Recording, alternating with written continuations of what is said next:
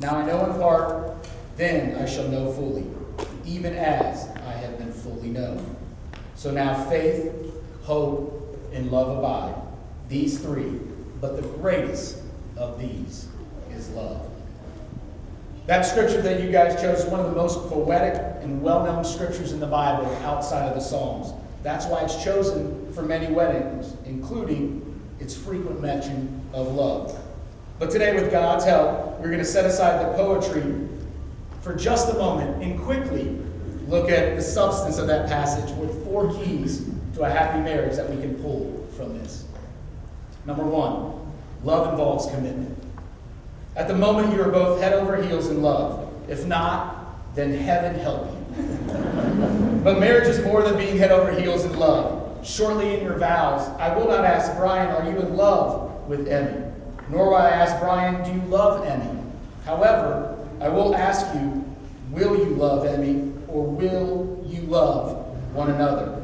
To which each of you better say, I will. You see, marriage is all about our will. It's about making up our minds and promising to keep our word. It is about commitment.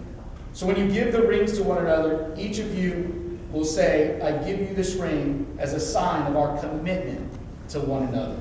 If your marriage simply depends on that loving feeling toward one another, then it will not last. For there will be times when you feel anything but love. At those times, it will be your commitment which will sustain your loving. Never forget that true love involves commitment. Indeed, love may be described as an unconditional commitment to an imperfect person. In Paul's words there, love never gives up. Number 2, love involves work. If marriages are made in heaven, then they need to be worked out here on earth. Great marriages do not drop from heaven ready-made. They have to be worked at, and worked at constantly. The fact is that you cannot afford to take one another for granted. The courting that has gone on in the past has to continue to go on and on and on. And yes, Brian, I am looking directly at you. Love is not a state of being. Love is always a state of doing. See, the English translations of 1 Corinthians are misleading. They give the impression that love is this and love is that, whereas Paul is actually using a series of verbs.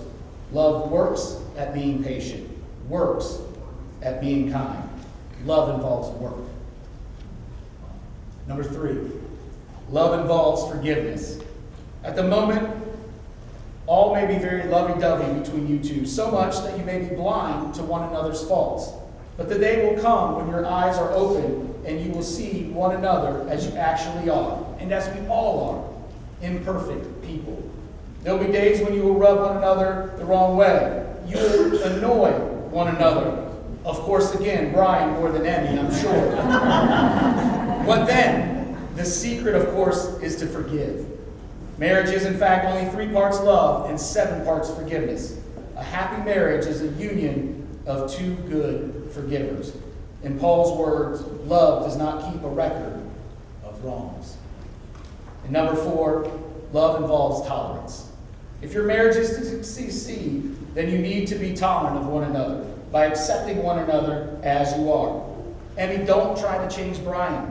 Lord knows his friends and family standing here have tried. He is as he is.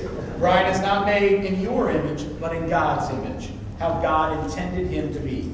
In the coming months and years, you will make compromises. You will adjust to one another's ways and needs. But as such compromises and adjustments are formed of a loving adaptation, completely distinct from a manipulation of the other person. As Paul says, love is not selfish. It does not insist on its own way. It is tolerant. Let the anagram WYSIWYG mark your marriage. What you see is what you get. Learn to be tolerant of your differences. Brian and Emmy, the vows you're about to make are words of a covenant. They are sealed and heard by your family, your friends, and most importantly, by God. Sometimes poems, verses, or quotes don't get the point across the way you would like them, so the best option is for you to do it yourself. It is the making and living of these vows that is foundational to your love for one another. Brian, will you repeat after me? I, Brian, take you, Emmy, to be my wedded wife.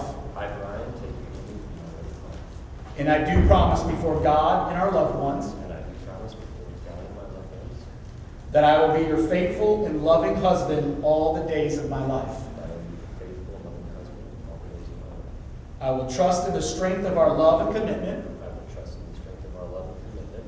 I look forward to sharing myself, a lot of laughs, and especially my Bud Lights with you. I will share myself, a lot of laughs, and especially my Bud Lights with you. I promise to be compassionate, loyal, and true to you, I promise to be compassionate, loyal, and true to you, and value our differences as much as our common ground. and value our differences as much as our common ground. Today we begin our greatest adventure Today we begin our greatest adventure as one to experience the privileges and joys of life's journey. as one to experience the privileges and joys of life's journey. Our hearts and lives are now bound together. Our hearts and lives are now bound together. My best friend, my best love. friend, my love. Emmy, will you repeat after me? I, Emmy, take you, Brian, to be my wedded husband.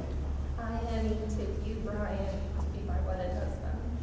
And I do promise before God and our loved ones And I do promise before God and our loved ones that I will be your faithful and loving wife all the days of my life. I will be your faithful and loving wife all the days of our lives. I will trust in the strength of our love and commitment. I will trust in the strength of our love and commitment. I look forward to sharing myself, a lot of laughs, and especially my Bud Lights with you. I look forward to sharing myself, a lot of laughs, especially my Bud Lights with you. I promise to be compassionate, loyal, and true to you, I promise to be compassionate, loyal, and true to you. and value our differences as much as our common ground. Value our differences as much as our common ground. Today we begin our greatest adventure Today we begin our greatest adventure as one to experience the privileges and joys of life's journey. as one to begin to experience the privileges and joys of life's journey. Our hearts and lives are now bound together. Our hearts and lives are bound together. My best friend, My best friend, my love. my love. Does someone have the rings for us today?